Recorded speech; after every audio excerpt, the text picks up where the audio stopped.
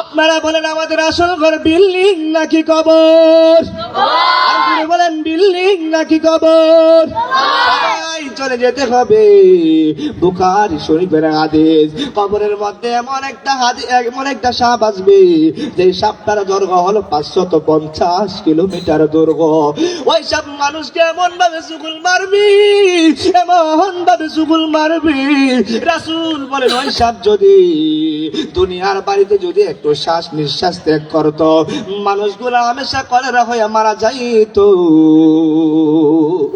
এই সাপ যখন কবরের মধ্যে আপনাকে সুগুল মারবে, এই সাপ যখন সুগুল মারবে, 70 গজ মাটির তলে ডেবে যাবে, ডানের মাটি বামে চলে যাবে, বামের মাটি ডানে চলে আসবে, এমন ভাবে চাপা মারবে।